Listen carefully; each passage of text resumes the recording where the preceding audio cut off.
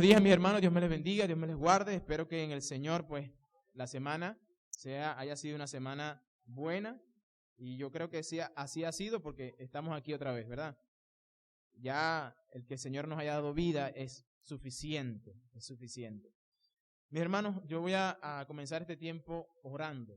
Vamos a orar y pedirle al Señor que Él sea, pues, dirigiéndonos en todo lo que vamos a hacer y decir. Dios y buen Padre Celestial, te rogamos en el nombre de Jesús que tú puedas ayudarnos, Señor, socorrernos en esta mañana para estudiar tu palabra, Señor, para que tu palabra realmente penetre en nuestros corazones, Señor, y que realmente sea esa espada, Señor, que es, ese martillo, Señor, ese fuego, Señor, pero también que sea ese silbido apacible, Dios, que pueda entrar en nuestros corazones, Señor, y convertir, Señor, el alma que aún no está convertida a ti, Señor. Y a los que estamos convertidos, Señor, que nosotros podamos guardar tus mandamientos para ponerlos en práctica, Señor. Ayuda a tu siervo, Señor, en mis debilidades, Señor. En el nombre de Cristo Jesús. Amén y amén. Bien, vamos a continuar con la serie de predicaciones en el libro de Efesios. Ya vamos por el capítulo 4, terminando la parte final del capítulo 4. Vamos a estar predicando hoy desde el versículo 25 hasta el versículo 32. Y así concluimos el capítulo, o cerramos el capítulo 4. Ahora, el título de la predicación de hoy es El Nuevo Hombre. El Nuevo Hombre. La semana pasada hablábamos de lo viejo pasó, lo nuevo llegó. Y ahora estamos hablando específicamente de eso nuevo que llegó. ¿Ok? De eso nuevo que llegó. Anteriormente, como ya había dicho, estábamos hablando de el capítulo 4 de Efesios, pero lo vimos desde el versículo 17 hasta el versículo 24, sí, así es. Y hablamos ciertamente de lo que era de manera general, ese cambio que ocurre en la vida del hombre cuando viene a Cristo. Hay una gran diferencia entre el viejo hombre que yo era antes y lo que ahora soy en Cristo. ¿Ok? Hay una nueva creación, dice Efesios capítulo 4, versículo 24. Dice que nosotros somos una nueva creación creados según Dios. Versículo no 24, es el versículo 21. Dice, si en verdad le habéis oído y habéis sido por él enseñados conforme a la verdad que está en Jesús, en cuanto a la pasada manera de vivir, despojémonos del viejo hombre, que está viciado conforme a los deseos engañosos, y renovaos por el espíritu de vuestra mente, vestidos del nuevo hombre, creados según Dios. Hay una nueva creación que fue creada, y esto lo hace Dios. Y nosotros vimos, 2 de Corintios capítulo 5, versículo 17, que nos habla de que aquel que está en Cristo, nueva criatura es. Las cosas viejas pasaron, de aquí en adelante todas son hechas nuevas. Y esta es la razón por la que nosotros podemos decir que nosotros conocemos a Dios. Nosotros somos hijos de Dios. Es una de las razones, que lo viejo que yo era antes, ahora no lo soy. Tengo una nueva vestimenta. Versículo 17 en específico dice, esto pues digo y requiero en el Señor, ya no andéis como los otros gentiles que andan en la vanidad de su mente, ¿verdad? Y hablábamos un poco de eso, pero el versículo 20 sigue diciendo que Él requiere en el Señor que nosotros vivamos como eso que somos, una nueva criatura, que estamos vestidos de una nueva creación según Dios nos ha creado. Ahora, nosotros, la evidencia externa de lo que pasó internamente es el fruto que nosotros damos. El término que Pablo lo pone en este momento es en base a la vestimenta. Y no estamos hablando de algo físico, ¿ok? Yo quiero dejar en claro eso. No significa que si usted no anda con corbata por la calle, usted no es una nueva criatura. No, estamos hablando del término espiritual. Hay ciertas cosas que el hombre de Dios debe tener en su vestimenta. Y no me refiero a cosas como saco, corbata, un pantalón, camisa, sino me refiero a lo interno, ¿ok? Una de las evidencias confiables de que una persona es creyente o es salvada por Cristo es que no se basa en una experiencia pasada de que yo recibí a Cristo y no más. Eso fue en el pasado. No, sino que yo recibí a Cristo, pero continúo viviendo y mostrando a Cristo. Dice la Biblia que por sus frutos los conoceréis. ¿Cómo sé que soy cristiano? ¿Cómo sé que realmente estoy viviendo en Cristo? Bueno, vamos a ver los frutos. Si tú eres cristiano, tú debes andar, dice 1 de Juan, como Él anduvo. Hay frutos que tú debes mostrar. Y esos son evidencias que muestran si soy o no soy un hijo de Dios. Bueno, en el pasaje que estamos considerando, nosotros vamos a ver algunos mandatos que reflejan un contraste entre la vieja vestidura y la nueva vestidura. ¿Ok? Lo que tiene que ver con esa nueva creación en Cristo. Y vamos a ver que lo que teníamos antes puesto nosotros era una ropa de mentira y que ahora en Cristo tenemos que cambiarlo en verdad. Que teníamos antes puesto una ropa de una ira o un enojo injusto y ahora debemos vestirnos de una ira justa. Sí hay una ira justa y vamos a hablar de eso también. Que antes vivíamos en hurtos y robos, pero que ahora debemos vivir de una manera generosa, con generosidad. Que antes hablábamos palabras corrompidas que salían de nuestra boca, pero ahora debemos hablar y vestirnos con palabras edificantes. Que antes vivíamos en vicios naturales y ahora debemos vestirnos o vivir en las virtudes sobrenaturales que Dios ha puesto en esa nueva creación, creada según Dios. Son 5 cosas que vamos a ver en este pasaje y ya se les he enumerado, pero vamos a verlas ahora sí en lo que la palabra de Dios dice. Efesios capítulo 4, versículos 25 al 32. Leemos la palabra del Señor. Dice: por lo cual, desechando la mentira, hablad verdad cada uno con su prójimo, porque somos miembros los unos de los otros. Airaos, pero no pequéis. No se ponga el sol sobre vuestro enojo, ni deis lugar al diablo. El 28, el que hurta, no hurte más, sino que trabaje haciendo con sus manos lo que es bueno, para que tenga que compartir con los que padecen necesidad. Ninguna palabra corrompida salga de vuestra boca, sino la que es buena para la necesaria edificación, a fin de dar gracias a los oyentes. Y no contristéis al Espíritu Santo de Dios, con el cual fuisteis sellados para el día de la redención. Quítese de vosotros, toda amargura, enojo, gritería, maledicencia y toda malicia. Antes sed benignos unos con otros, misericordiosos, perdonando unos a otros, como Dios también os perdonó a vosotros en Cristo.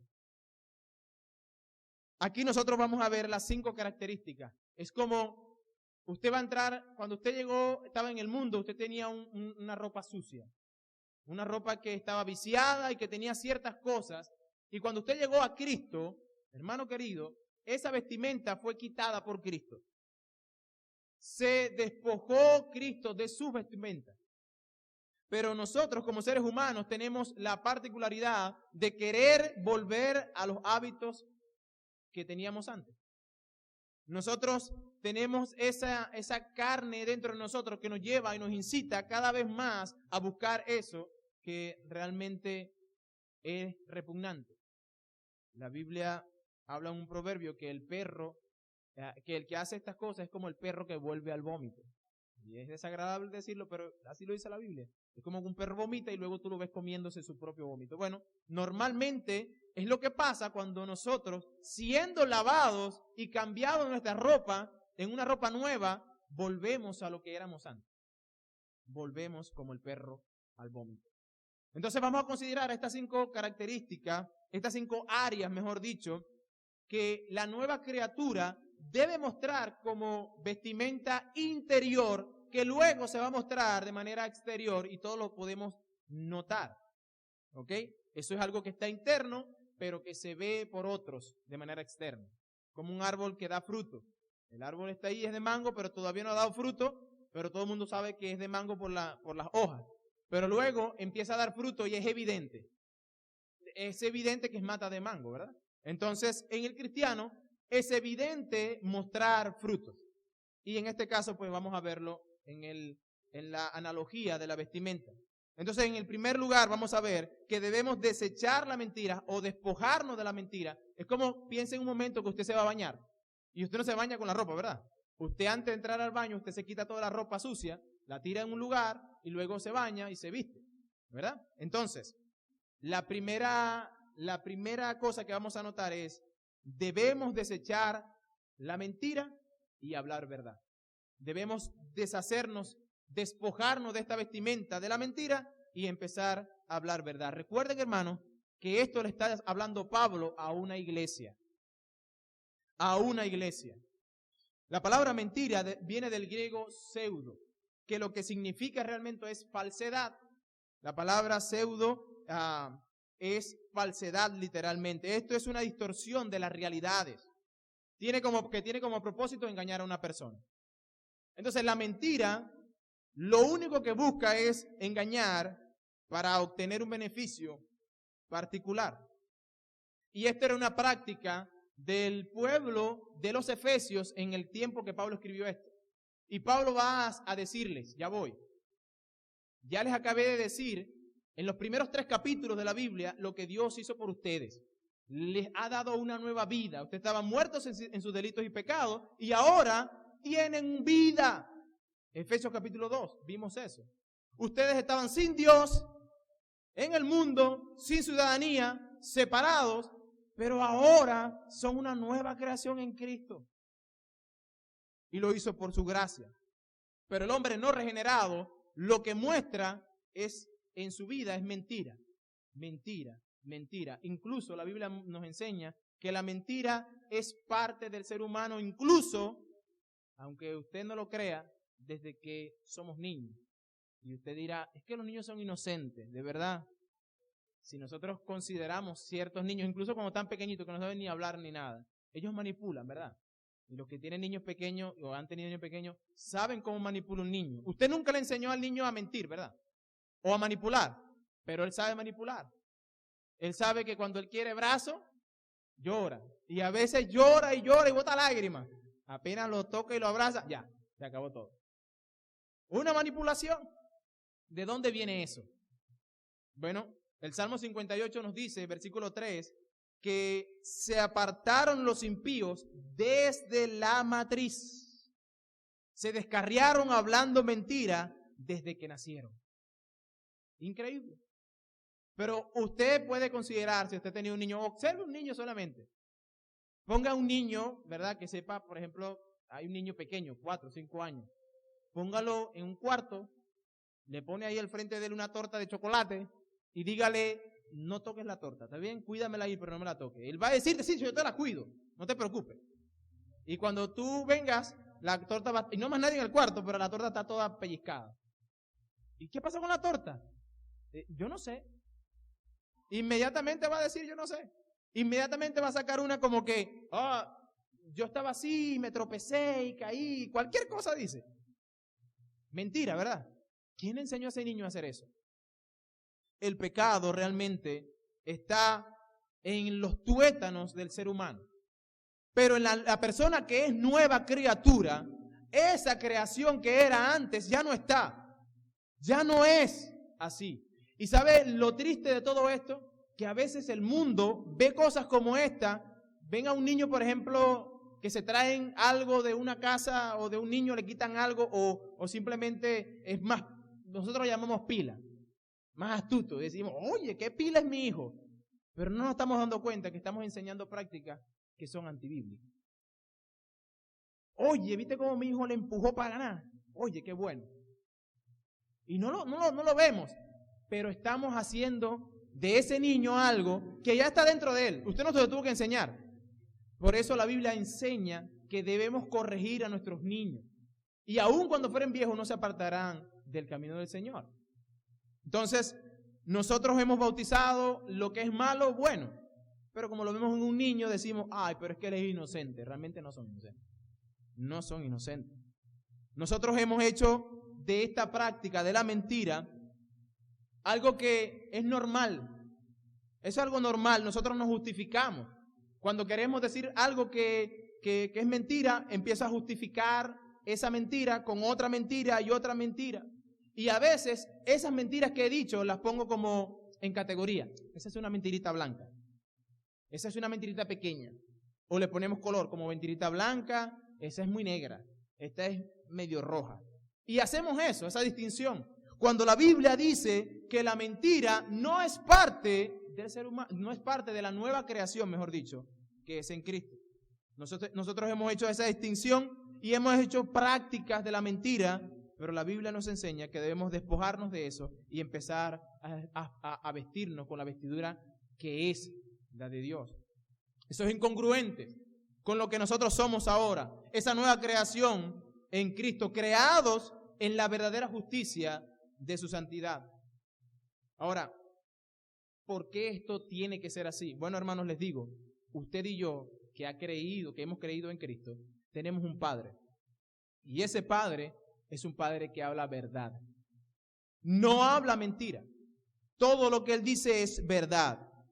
Y ya vimos en Efesios, estamos leyendo el libro de Efesios, pero si leemos Efesios un poquito más adelante, o más atrás, mejor dicho, vamos a encontrar que la iglesia debe crecer en amor y verdad.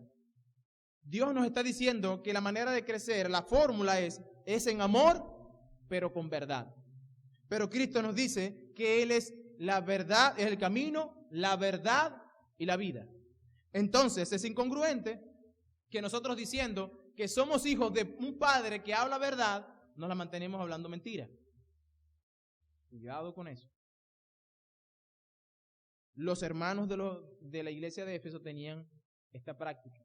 Y Pablo va a corregir eso. Dice, no, ustedes hablan mentira. No pueden hacer eso más. Eso pasaba en el viejo hombre. Eso eran ustedes antes. Pero ahora tienen a un Dios que habla verdad. Y va a darle argumentos. En otros libros él habla, en Primera de Juan nos dice que es otro, el padre de la mentira. El padre de la mentira, la Biblia lo dice que es Satanás. Satanás es el padre de la mentira. Y él ha tratado de expandir su reino de muerte a través de la mentira. Míralo como lo dice Juan capítulo 8, versículo 44. Vosotros, le dice le dice Cristo a los fariseos en una conversación, le dice, vosotros sois de vuestro padre el diablo. Y los fariseos, de vuestro padre el diablo. Y los deseos de vuestro padre queréis hacer. Él ha sido homicida desde el principio y no ha permanecido en la verdad, porque no hay verdad en él. Cuando habla mentira, de suyo habla, porque es mentiroso y padre de mentira. Entonces yo digo, hermano, esto está sencillito. Esto no hay que darle muchas vueltas. Hay dos padres, uno de verdad y uno de mentira. Si practicamos la verdad, ¿de quién somos? Del Padre de la verdad. Si practicamos la mentira, ¿quiénes somos? ¿Quién es nuestro Padre? Pues no es Dios, porque no hay contradicción en Dios. Entonces Pablo llama a la reflexión. Dios en su ser, en su esencia es verdad, y Satanás en su esencia es verdad, es mentira. El cristiano debe caracterizarse por estar siempre desechando la mentira, porque esto es incompatible con él. Eso rebota a él. La mentira no debe ser algo que gobierne la vida del cristiano. Él debe desechar eso. La Biblia dice desechando pues la mentira. Y esa palabra desechar tiene que ver con descartar, arrancar, echar fuera. Y en ese sentido la verdad tiene que ser implantada. Nosotros arrancamos la mentira de nosotros porque eso está dentro de nosotros. Cuando Cristo viene y hace una nueva creación, entonces ahora hay una implantación de Cristo, la verdad. Pero nosotros queremos correr a la mentira una vez más. Queremos correr a ese viejo hombre y el Señor nos dice, no. Ustedes hablaban mentira, ahora empiecen a hablar verdad. La exageración es parte de la mentira, ¿saben, hermano? A veces nosotros podemos hablar y empezamos a hablar exagerado de algo.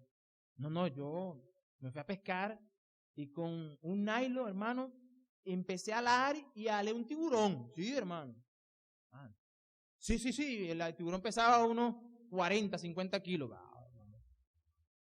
Simplemente por querer que otro diga, wow, para exaltarnos nosotros. Eso es mentira también. La exageración entra en la mentira. Una promesa que hagamos y no cumplamos es mentira.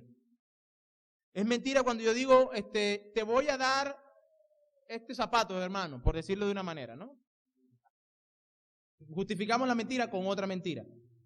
Ahora, ¿qué significa que nosotros debemos ahora hablar verdad? ¿Significa que yo debo andar por el mundo diciendo todas las verdades que yo sé? ¿Significa que yo voy viendo y viendo a aquella persona, tú estás en mentira, tú estás en mentira, me convierto en una persona pues señaladora? No. Lo que quiere decir esto es que tú debes ser una persona honesta, que hable verdad, pero eso no está en conflicto con aquellas cosas que son secretos. Hay secretos que realmente debemos guardar. Persona que viene a hablarte de alguna cosa, imagínense, yo como pastor, una persona viene a hablar de ciertas cosas que están pasando en su vida y yo vengo y del púlpito empiezo a hablar esas cosas. Yo estaría en desacato a lo que la Biblia dice. ¿Por qué? Porque la Biblia nos manda a ser prudentes. Y la prudencia y la verdad no están en conflicto. ¿Ok? ¿Qué significa entonces hablar verdad? Significa que yo debo hablar la verdad cuando esa verdad realmente, o no retener una verdad cuando esa verdad está haciendo mal a otro. Por ejemplo, el chisme. ¿Sabe que hay personas que pueden decir una verdad, pero no saben cómo hacerla y empiezan a decir una cosa que no es, aunque tiene parte de la verdad, no es toda la verdad? O al contrario, cuando hay una verdad y yo empiezo a hablar a voz populi, no, pasa esto y pasa esto y pasa lo otro, y me paso por alto lo que la Biblia enseña en cuanto a eso. La Biblia dice que si tú eres espiritual, tú debes ir al hermano, tú y el hermano en secreto, y arreglar las cuestiones. Hermano, usted está diciendo esto o usted está haciendo esto. Pero cuando yo me quiero hacer un santurrón más grande que de los más grandes, y quiero, no, yo tengo que decir verdad, y empiezo a hablar con todo el mundo lo que no tienen que ellos saber, yo traiciono la verdad en sí mismo. Y me convierto pues ahora en un chismoso. Porque esa verdad no está buscando edificar, está buscando destruir. La veracidad no está en conflicto con el guardar el carácter confidencial o de algo privado que se ha dicho, que algo que sea legítimo. Pero no retener información con el objeto de engañar. Yo también puedo retener información, sé toda la verdad, pero digo parte nada más. ¿Por qué? Porque quiero que piensen una cosa y no piensen otra. Eso es mentira. Eso es mentira. El que practica la mentira debe examinarse. Si es realmente un verdadero creyente, si tiene puesto las vestiduras nuevas. ¿Y por qué? Porque la Biblia habla claramente del mentiroso. Apocalipsis capítulo 22, versículo 8 dice: pero los cobardes, incrédulos, abominables, homicidas, fornicarios, hechiceros, idólatras, y fíjense qué más dice, y todos los mentirosos tendrán su parte, ¿dónde? En el lago que arde con fuego y azufre, que es la muerte segunda. En la misma categoría que pone al cobarde, al incrédulo, al homicida, al fornicario, al hechicero, es igual el mentiroso. Y dice que hay una sentencia para él, no va a heredar. ¿Y por qué? Porque su padre siempre ha sido el padre de la mentira. Lo que hace un creyente es hablar verdad, hermano. Eso dice el pasaje. Por lo cual, desechando la mentira, hablad verdad, cada uno con su prójimo. Ahora, esto es interesante porque aunque la palabra prójimo es bastante extensa y puede referirse tanto al que está afuera como el que está dentro de la iglesia, en este contexto, particularmente, en primer lugar, vamos a decirlo, se refiere a los hermanos de la iglesia. Porque estamos hablando en el contexto del cuerpo. ¿Ok? Imaginémonos por un momento, imagínense el cuerpo, y el cuerpo tiene muchas funciones, muchos órganos, pues. Y el órgano, vamos a decir que cada uno tiene una función específica. Imaginémonos que alguien aquí es el cerebro, y otros son los pies, y son las manos, y etc. Y el cerebro le dice una mentira a los ojos, y le dice, no te preocupes, sigue caminando, que ahí no hay ninguna pared al frente. Es más, corre. Y en la realidad es que hay una tremenda pared. ¿Qué va a pasar con el cuerpo? Va a chocar con la pared, ¿verdad?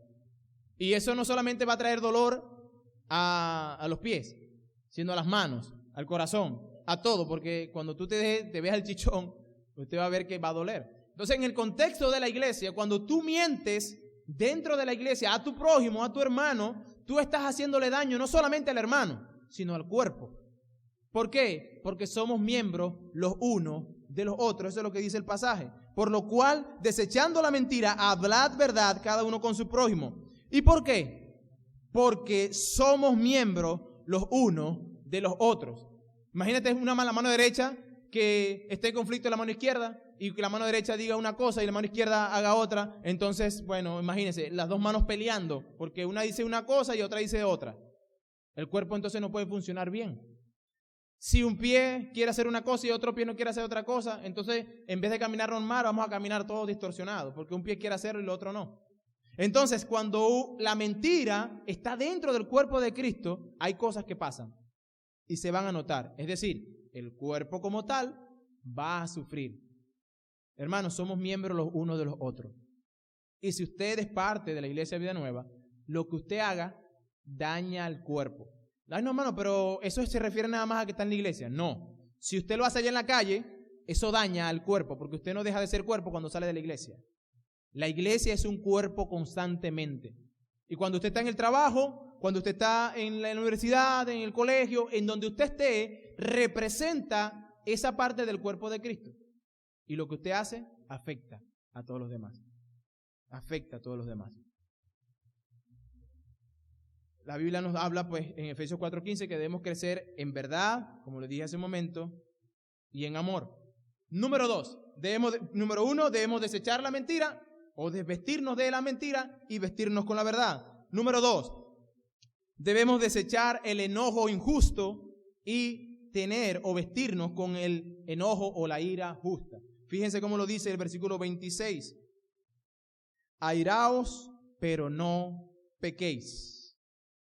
Es decir, Pablo está diciendo, hay una ira que es legítima. O sea, puedes airarte, porque la ira en sí misma no es un pecado. No es pecado. ¿Y por qué? Bueno, porque lo vemos en Dios. Dios es un Dios santo, santo, santo, y Él tiene ira. Él tiene ira. El Salmo 7, versículo 11, nos dice que Él está airado todos los días contra el pecador. Y usted dirá, bueno, eso es el Antiguo Testamento, eso fue para allá.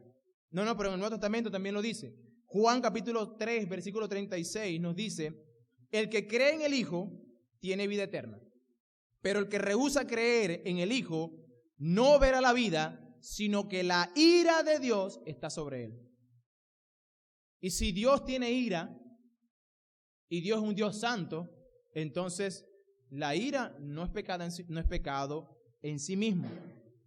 Dios es amor, es santo, es justo, pero por causa específicamente de todo eso, Él tiene que airarse. ¿Y por qué? Bueno, porque así como Dios es santo y aborrece la muerte, por decir el aborto, vamos a decirlo de una manera, el aborto, Dios tiene que airarse con aquellas personas que están promoviendo el aborto. Eso es Dios. Ahora, ¿y nosotros? ¿Por qué la ira en nosotros se convierte en pecado? Bueno, hay una línea muy, muy delgada entre la ira justa y la ira injusta, ¿ok? Nosotros como nueva criatura en Cristo debemos indignarnos por las cosas que Dios se indigna. Como por ejemplo, ya dije, el aborto. Pero veamos el ejemplo en Mateo capítulo 21 cuando Cristo entró en el templo. ¿Por qué se airó Jesús?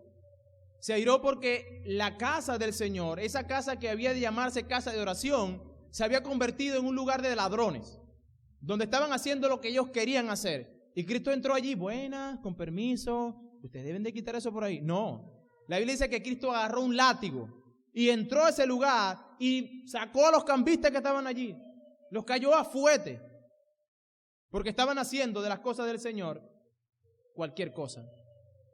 Y Él se airó de esa manera.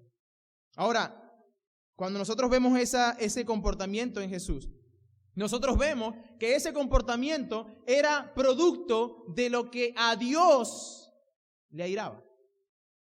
Pero aquí no estamos hablando de yo me tengo que airar porque mi esposa no me hizo la comida como yo quería o a la hora que yo quería, entonces yo me airo. Bueno, el pastor dijo que la ira era buena y ahora yo ando airado todo el tiempo. Mi esposa me hizo el arroz quemado. ¡Ah! Eso es una ira egoísta. Esa es una ira que realmente no tiene nada que ver con Dios. Es una ira que está viendo por ti mismo, una ira egoísta. La ira no es pecado en sí mismo, como ya hemos dicho, pero realmente hay un anhelo en nosotros de hacer el mal que se convierte en pecado tan rápido como usted no tiene idea. Yo puedo airarme por algo que es justo, pero inmediatamente yo hago algo que pongo en mi corazón, que eso realmente me está afectando a mí y realmente no es a Dios, entonces se convierte en una ira egoísta, y ya voy a poner algunos ejemplos de eso, se convierte en una ira egoísta y se convierte entonces en una ira pecaminosa.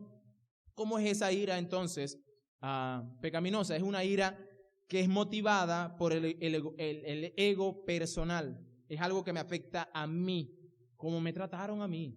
Ay, no, y así no debe ser. Cómo me hicieron sentir a mí. No, porque es que el hermano habló muy fuerte y me hizo sentir muy mal. Eso es una ira egoísta porque está pensando solo en ti. ¿Seguro que eso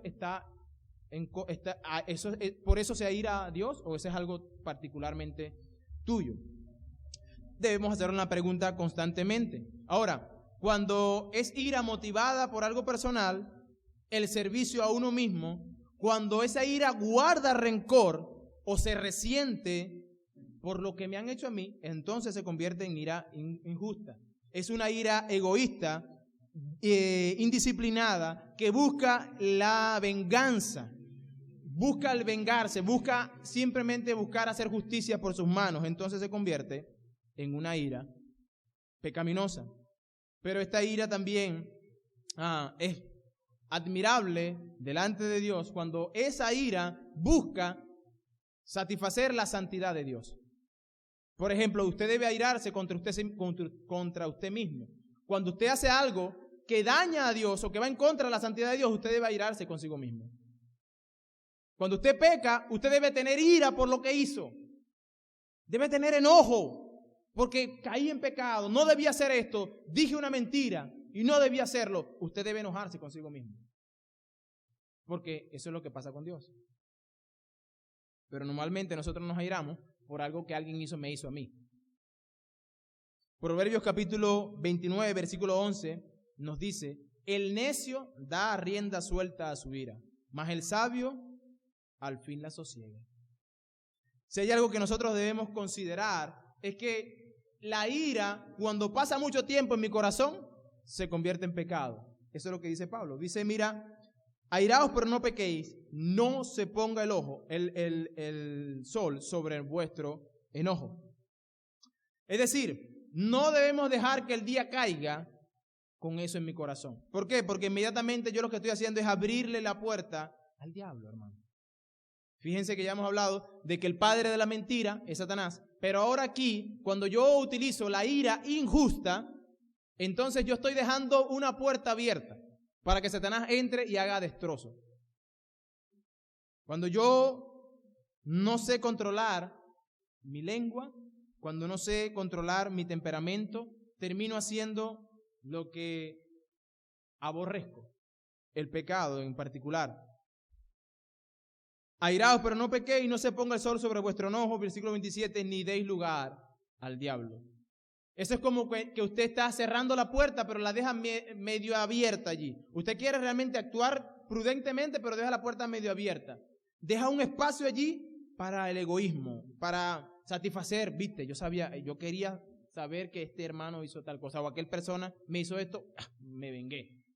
Le dejamos una puerta muy abierta al diablo. Y en vez de buscar justicia, lo que estamos buscando es algo que me satisface a mí y no a Dios. Termina entonces convertirse en una ira injusta. Y esa ira es condenada por Dios. Esa ira injusta que usted siente, la Biblia la llama pecado. No se ponga el sol sobre vuestro enojo. Cuando usted quiere saber si realmente es una ira que va enfocada en las cosas de Dios, eso no debe durar un día. Eso debe, en mediodía, en una tarde, antes de que el sol se ponga, ciertamente pues debe estar solucionado. Pero cuando eso pasa, otro día. ¿Sabe qué pasa con el corazón nuestro? Se va llenando de cosas. Y nuestra cabeza va inventando más cosas cada vez. Y si me hizo esto, yo lo llevo más. y más. Y mi corazón va haciendo. Y cuando yo percato, yo quiero que esa persona se muera por algo porque me pisó. Hermano, hay personas que cuando se investigan asesinatos, cosas tremendas que uno no entiende por qué fueron, mucho de esto es una ira que fue, quizás que comenzó de una manera prudente, justa, pero termina en injusticia. Por ejemplo, una persona que le mataron a un hijo y termina la persona molesta, porque debe molestarse porque, oye, mataron a mi hijo. Pero luego esa ira va creando cosas en mi cabeza que son contrarias a lo que Dios manda. Y entonces yo contrato a una persona para ir a matar a ese que mató. Y listo, ya se convirtió en pecado. Entonces, hay una línea muy delgada entre la ira justa y la ira injusta. Tengamos cuidado de no pasar la línea. ¿Cómo yo sé que es ira justa? Cuando eso va a favor de la santidad de Dios y no de manera egocéntrica, no de manera personal. Y yo tengo que hacer la pregunta, hermanos, para reflexionar. ¿Cómo manejamos la ira nosotros? ¿Cómo maneja usted la ira en el hogar?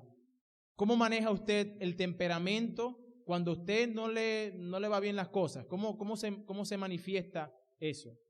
¿Se manifiesta de una manera, de una ira justa o injusta? Debemos entonces despojarnos de eso que nos lleva a pecar y debemos vestirnos de lo que realmente debe ser en santidad del Señor. Número 3, versículo 28 dice: el que hurtaba, no hurte más, sino que trabaje haciendo con sus manos lo que es bueno, para que tenga que compartir con los que padecen necesidad. Bueno, y usted dirá, hermano, pero aquí estamos en una iglesia, aquí no, robo aquí no hay. Somos aquí santos. Hermano, ¿sabe? El robo es algo que también nosotros hemos calificado de una manera muy particular. Robo es aquella persona que llega con un arma a quitarme algo. Eso es robo. Pero si usted está en su trabajo y si usted trae un lapicero, usted ve para los lados, está un lapicero y lo agarra, eso es robo. Un clip que usted se traiga de la empresa donde usted trabaja sin permiso es un robo. Cuando usted va al trabajo y son 8 horas de trabajo y trabaja 7, usted está robando. Usted roba a Dios. Y ahora, escúcheme bien porque no voy a hablar como algunos, ¿verdad? Usted roba a Dios, no con los diezmos. Yo no sé eso usted lo sabe en su corazón. Pero usted roba a Dios en el tiempo que le debe dedicar a Dios. ¿Cuánto tiempo le dedicamos a Dios a diario, en la semana? Si usted suma todo el tiempo que usted le dedica a Dios en la semana, posiblemente usted puede llegar a unas 12 horas en toda la semana. Algunos realmente llegan 2 nada más, o 3, las horas que estamos en el culto. Pero tenemos toda una semana para hacer y deshacer con lo que yo quiero. Paso más tiempo en el trabajo y cumplo las 8 horas de trabajo, pero a Dios ni me acuerdo. Entonces robamos a Dios cuando hacemos cosas como esa y a veces pensamos en el hurto nada más de una manera. La palabra hurto viene del griego kalepto, de donde se denomina la palabra cleptomanía. Es aquella persona pues que le gusta agarrar lo que no es suyo, toma aquello que no es suyo. Algunos dicen toma prestado pero no devuelve. No, realmente es robo. Es robo. Esta es una práctica que también tenía la iglesia de Éfeso y Pablo le da una solución a esto. Pablo dice, hay una solución para esto, hermano. ¿Y cuál es la solución? Bueno, que trabajes. Que trabajes con tus manos. ¿Para qué? Para que tengas que darle a aquel que no tiene. La solución que Pablo o que el Señor nos da para el hurto es ser generoso. Debo quitarme la ropa de quitarle a otra persona y entonces vestirme con la generosidad. El versículo dice completo, el que hurta no hurte más. Y entonces, ¿qué debo hacer, Pablo? Sino que trabaje haciendo con sus manos lo que es bueno. Porque yo quiero aclarar esto, hay gente que dice que todo trabajo es bueno y todo lo demás, pero hay trabajos que no son honestos. Y hay trabajos, y aquí dice trabajo en lo que es bueno. ¿Qué significa? Que usted no puede estar en un trabajo como, por ejemplo, me voy a ir a un extremo para luego venirme más abajo, pero usted no puede decir, yo trabajo en el narcotráfico, yo vendo droga, eso es un trabajo. Ellos lo ven como un trabajo, pero realmente no lo es, ¿verdad? Eso es un trabajo bueno, ¿verdad? Bueno, yo soy asesino a sueldo. Me contratan, yo mato a las personas, pero ese es mi trabajo. Yo no tengo nada personal con la persona, pero me pagan por eso. Pero caminemos un poquito más acá abajo. El robo, no robo, mejor dicho, esa parte que yo trabajo, cuando yo estoy trabajando, que empiezo a robar o a hurtar el tiempo, lo que sea, pues que estoy hurtando, eso que no es bueno, aunque en sí mismo el trabajo que estoy haciendo es bueno, yo lo convierto en dañino o en malo cuando yo empiezo a hacer prácticas ahí dentro que no son bien. Es decir, si usted es dueño de una empresa donde a las muchachas que usted contrata tiene que pasarle la mano para que sean contratados, usted es un trabajador, pero usted está convirtiendo ese trabajo en algo que es desagradable a Dios. Entonces dice específicamente, trabaje en lo que es bueno, honorable. Trabaje en lo que realmente debe hacerse con sus manos. ¿Y para qué debo trabajar con sus manos? Bueno, la práctica es su trabaja en lo que es bueno y tú vas a tener dinero. Vas a tener no solamente dinero, el recurso. Fíjense que dice para otros. Para aquel que tiene necesidad, apoyarle. ¿Sabe? A veces Dios nos prospera o Dios nos da un poco más. Y nosotros queremos, ay, qué bueno es Dios, para echármelo encima, para gastarlo en mí mismo. Hermanos, eso es egoísmo. Lo que dice Pablo es que trabaje y ve dentro del pueblo de Dios, ¿quién tiene necesidad? Todos tenemos, y eso es cierto. Sin embargo, hay unos que tienen más necesidad que otros. Y dice la Biblia que nosotros debemos trabajar con nuestras manos para poder dar a aquel que le falta.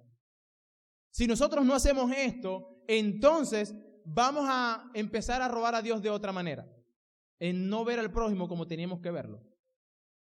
Y otra vez, esto está en el contexto de la iglesia. De la iglesia. ¿Quiere salirse del problema del hurto? Trabaje con honestidad y empiece a ser generoso con otro. Empiece a ser generoso con otro. Dios nos provee para ayudar también a otro, y no de manera egoísta. ¿Sabe?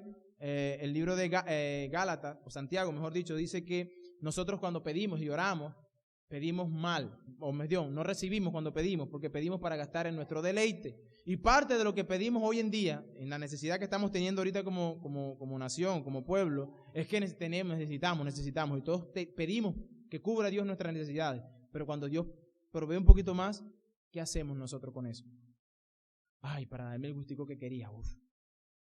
Y no está nada malo en eso, hermano. No hay nada malo en que usted se dé un gusto y eso está bien. Usted lo trabajó, usted puede hacerlo.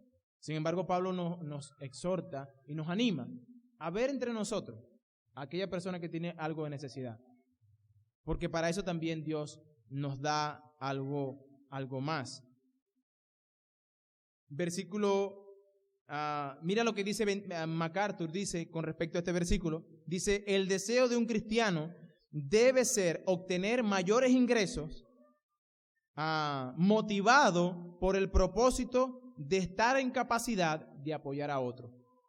MacArthur, en su comentario a los Efesios, en este pasaje dice que el deseo del cristiano de obtener más debe ser con el propósito de poder ayudar a otro. Es decir, en otras palabras, usted ora y dice, Señor, provéeme, Señor, que en mi trabajo pues me vaya bien y que yo pueda tener el recurso que tenga, porque yo quiero apoyar al hermano, a la hermana, o al hermano que está en necesidad. Oye, el hermano necesita comprar unas medicinas, el hermano me dijo que estaba pasando por un problema económico fuerte, etcétera. Hermano, eso es lo que nosotros llamamos en la Biblia, o lo que la Biblia llama koinonía, comunión, tener todas las cosas en común unos con otros. El que nosotros podamos no solamente venir aquí, sentarnos y salir como que no nos conociéramos, no, es una familia.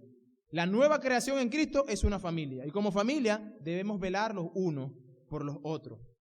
Hechos capítulo 20, versículos 33 al 35 dice, Pablo dice, ni plata ni oro, ni vestidos de nadie he codiciado.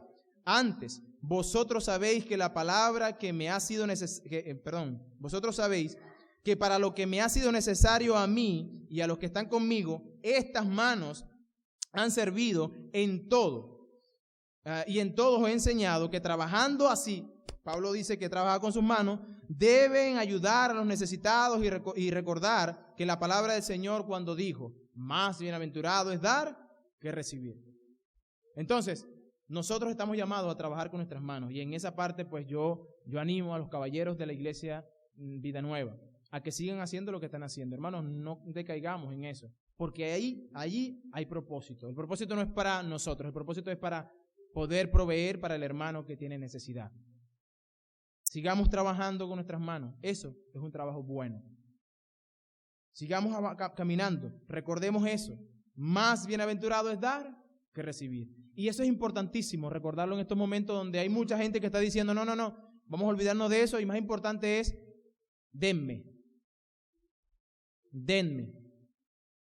por aquí en tanto en dólares, denme por acá en dólares, etcétera, etcétera, etcétera. No, la Biblia no dice eso. La Biblia dice que es más bienaventurado dar que recibir. Pero todo para el pastor. No, aquí no está hablando del pastor, está hablando del cuerpo, de la iglesia.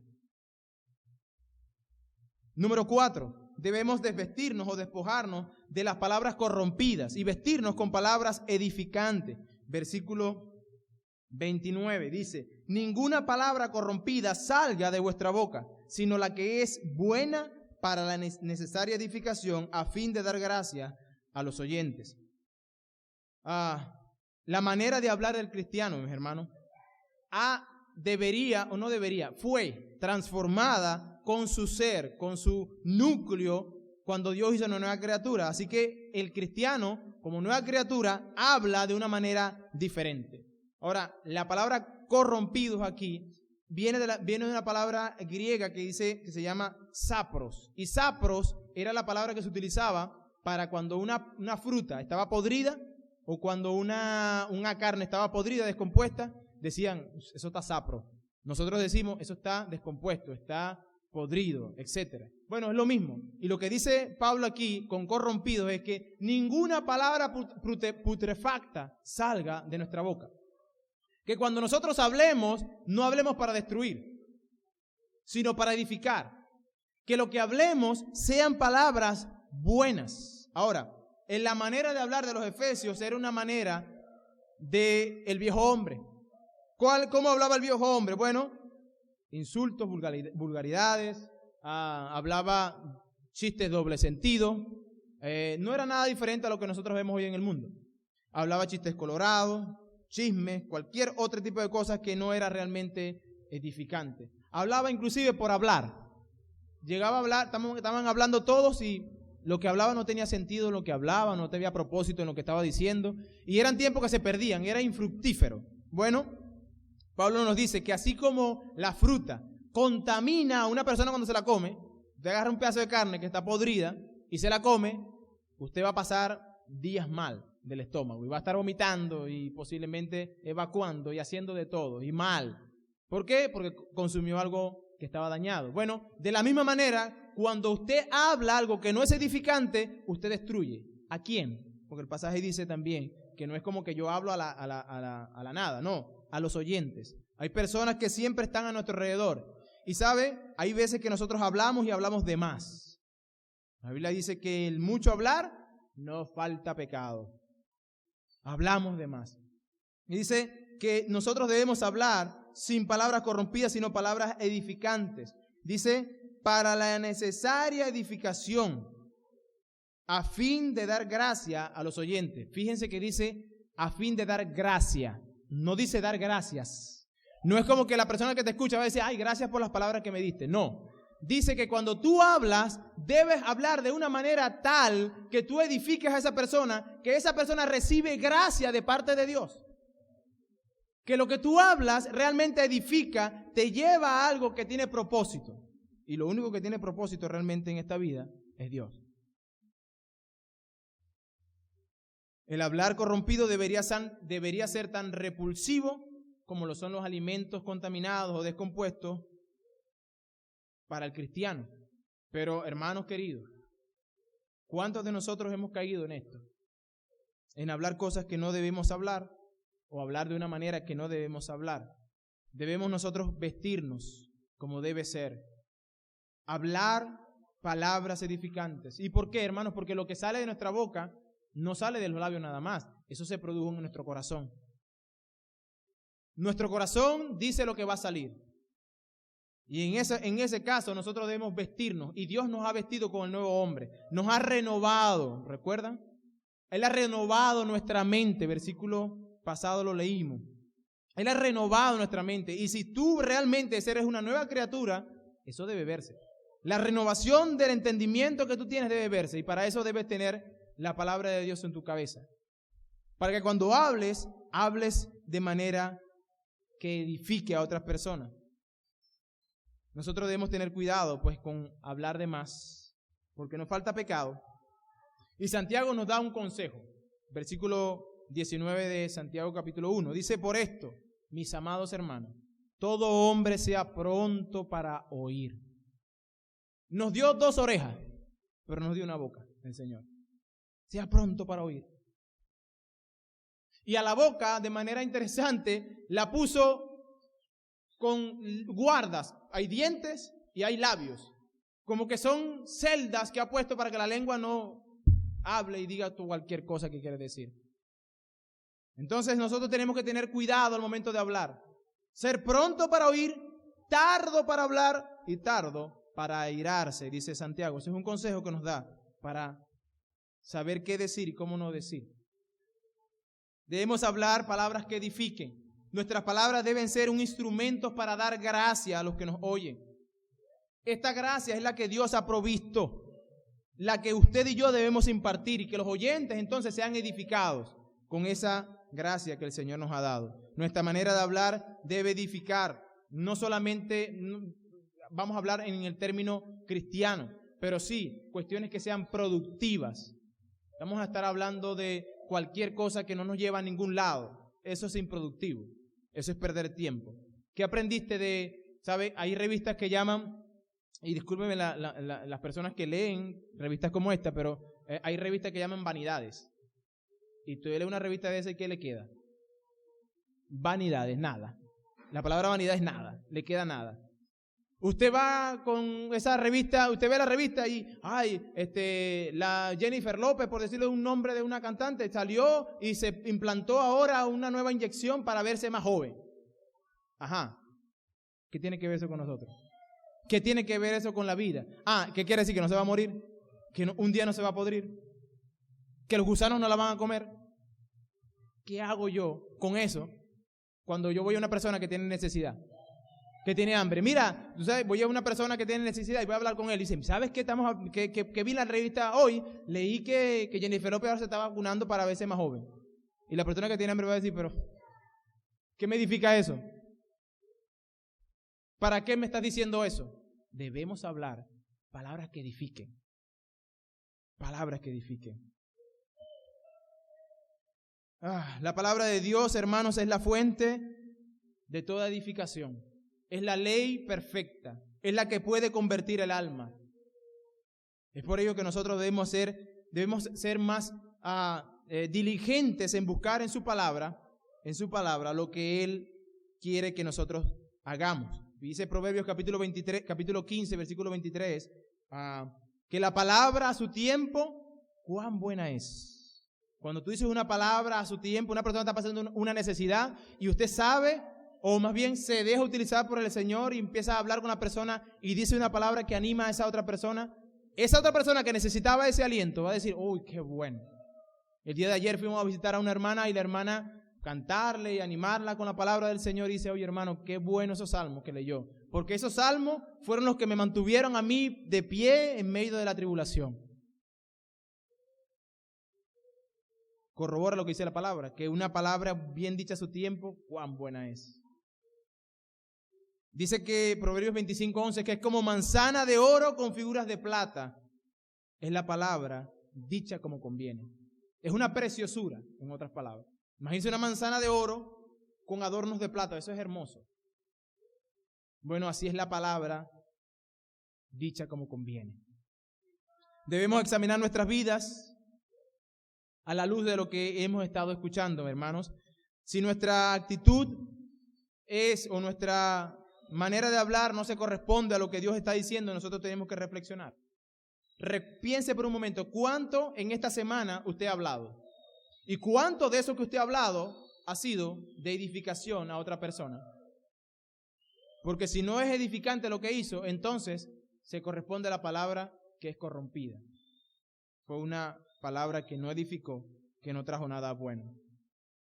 Entonces, versículo 30 nos va a decir la razón por la cual nosotros debemos guardarnos de todas estas cosas. Nos dice, y no contristéis al Espíritu Santo de Dios, con el cual fuiste sellado para el día de la redención. Hermano, lo que está diciendo Pablo es que cuando nosotros andamos en una actitud de mentira, de hablar de manera corrompida, de una ira injusta, de ciertamente no tener pues en nosotros esa nueva creación o mostrar esa nueva creación, nosotros contristamos al Espíritu Santo de Dios. En otras palabras, hacemos que el Espíritu Santo llore dentro de nosotros, por decirlo de algún modo, ¿no? Cuando un cristiano miente en lugar de hablar verdad, cuando está airado de manera injusta, cuando roba o hurta, cuando no habla lo que es necesario para la edificación, entonces usted lo que hace es contristar al Espíritu Santo. Todo lo que viola la voluntad de Dios y la santidad, contrista al Espíritu Santo. Y ese Espíritu Santo que usted está contristando es la garantía nuestra. ¿Qué es la garantía? Ese es el que nos dice a nosotros, tú eres hijo de Dios. Eso lo dice Romano. Aquel que no tiene el Espíritu de Dios no es salvo, no es hijo de Dios. Y Él es el que da testimonio dentro de nosotros y nos dice, hey, tú eres hijo de Dios. Pero cuando yo estoy en estas prácticas, el Espíritu Santo de Dios se contriste dentro de nosotros. Pero pensémonos de manera colectiva. En la iglesia, ¿qué es lo que pasa cuando el Espíritu Santo es contristado de manera colectiva? Cuando estamos en el cuerpo y una persona está en esta actitud y contrista al Espíritu Santo, ¿sabe qué pasa con el cuerpo? El Espíritu de Dios no es pleno. ¿Por qué? Porque hay un miembro de nosotros que está contristando al Espíritu Santo. Y cuando eso pasa, Él no puede ser pleno, porque está triste. Imagínense nosotros estar en tremenda rebelión, que estamos causando que el Espíritu Santo se ponga triste. Dios, la tercera persona de la Trinidad, está triste por culpa suya. ¿Por qué? Porque no está comportándose como debe comportarse.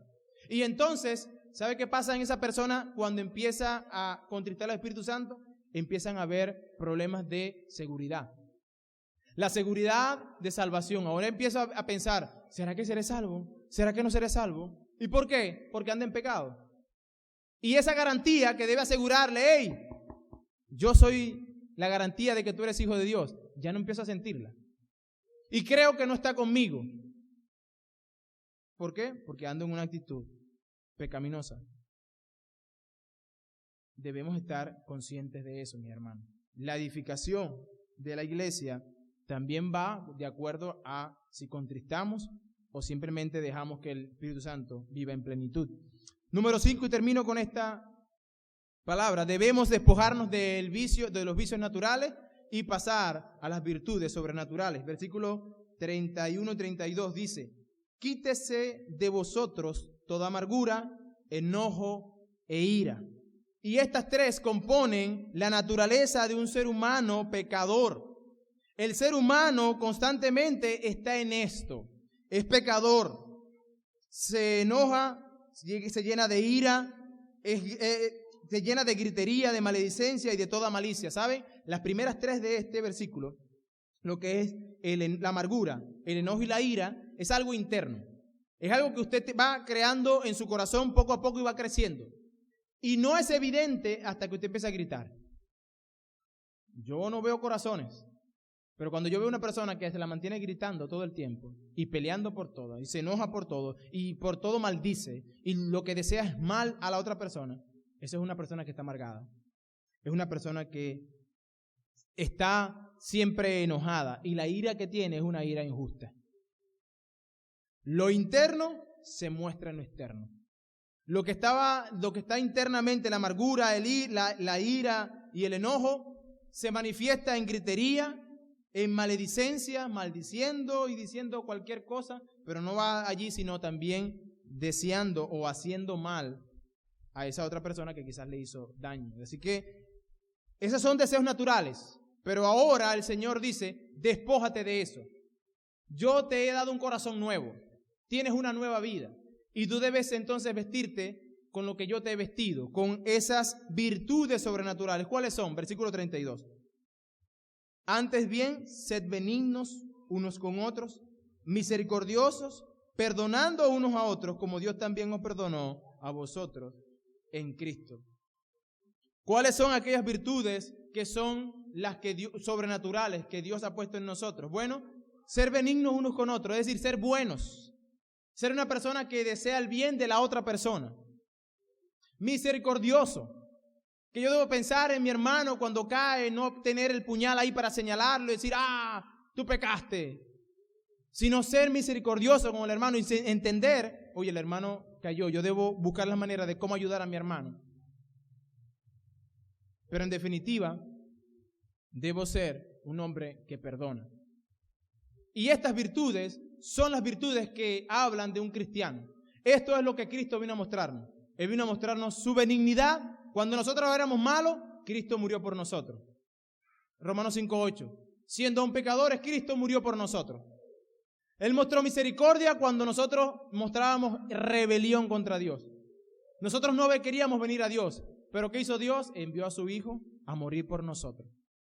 Y según Efesios capítulo 1, Él nos apartó, nos adoptó sus hijos, como sus hijos. Pero número 3, Él nos perdonó. Algo que usted y yo no podíamos pagar. Una deuda incalculable que teníamos usted y yo.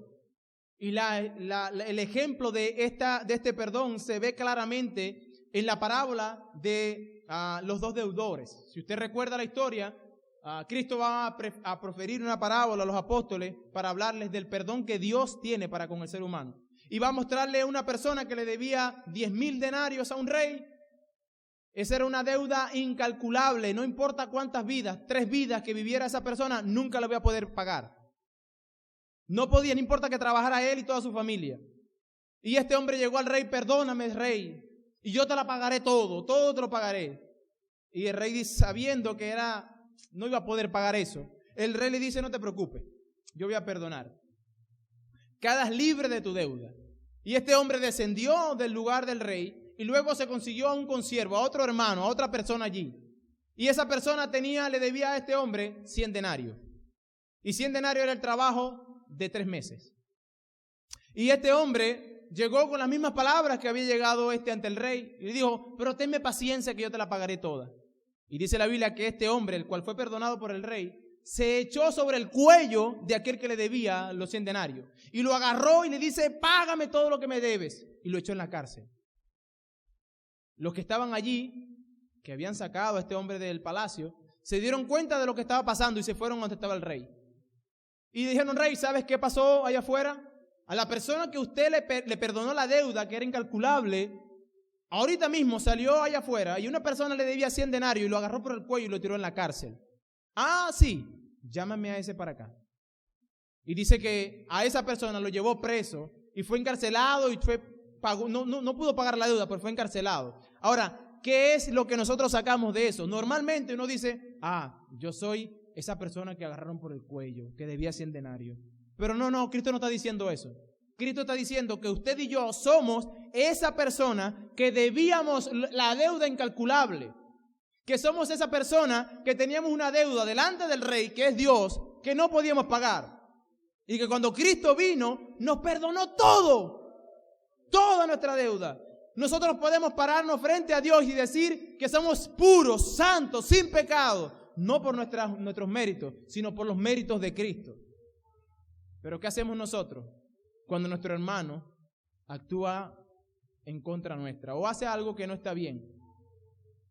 Nosotros decimos, yo te perdono, pero no olvido. Así nos perdonó Cristo. Está bien, te dejo pasar esta, pero la próxima no. Así nos perdonó Cristo. ¿Se imagina que Cristo nos dijera eso cuando estemos en la presencia de Dios? Cristo me perdonó, sí, pero yo no te voy a pasar la que me hiciste la vez pasada, no, Señor. Imagínense.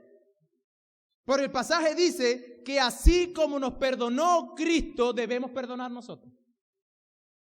Bueno, hermano, dentro de la iglesia del Señor, hay personas que han olvidado esto.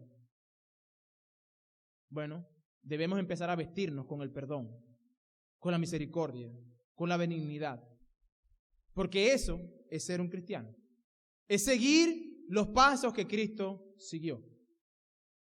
Es hacer lo que Cristo hizo. No, pero es que Él no ha venido a pedirme perdón. Sí, ¿verdad? Y nosotros fuimos a pedirle perdón a Dios cuando Él envió a su Hijo a morir por nosotros. No. Dios dice en su palabra que Él había destinado que su Hijo viniera en un tiempo determinado a morir por los pecados de todos nosotros. Y eso incluye a usted y a mí cuando no habíamos nacido. Entonces, ¿cómo debemos perdonar? El llamado es a despojarnos de los vicios naturales, de la mentira, del enojo injusto, del hurto, de las palabras corrompidas, de la amargura, del enojo, de la ira, de la gritería, de la maledicencia, de la malicia. Y que vistámonos ahora, mis hermanos. Es más, usted está vestido de eso, pero no se devuelva a buscar esos trapos andrajosos. Usted está vestido con verdad, con la ira que es justa, santa, con generosidad, con palabras edificantes. Usted está vestido con las virtudes sobrenaturales que Dios ha dado a cada uno de nosotros. Dios nos ha dado todo eso. No vayamos nosotros a buscar las vestiduras andrajosas, porque entonces lo que estamos diciendo es que realmente nosotros no hemos dejado lo que realmente siempre somos, porque es incongruente que una nueva criatura siga viviendo como la vieja. Romanos capítulo 6, versículo 6 dice que Cristo crucificó el cuerpo pecaminoso en la cruz. ¿Y cómo es posible que yo siga viviendo en ese cuerpo pecaminoso? No es posible, mis hermanos. En otras palabras, Pablo nos quiere decir, sean cristianos. Pablo le dice a los efesios, sean cristianos. Y yo le digo a la iglesia, Vida Nueva, y a todo aquel que me escucha y me ve a través de la televisión, sea cristiano, mi hermano. Compórtese como Cristo. Y esto no es imposición. ¿Saben por qué? Porque esto debe brotar de manera natural, porque somos una nueva creación. Hermanos, que me es difícil hacer eso. No lo puedo hacer. Entonces venga y hable conmigo porque usted necesita salvación. Y nos sentamos en la palabra y vemos lo que la Biblia dice con respecto a la salvación. Usted necesita ser salvo. Usted no ha conocido realmente la nueva vida que tenemos en Cristo. Porque para el cristiano, aunque le es difícil, no es imposible. Tenemos al Espíritu Santo de Dios en nosotros que nos ayuda. Tenemos la palabra de Dios que es perfecta, que nos ayuda. Tenemos a una iglesia que Dios ha puesto como columna y baluarte de la verdad para ayudarnos unos a otros. Tenemos tantas cosas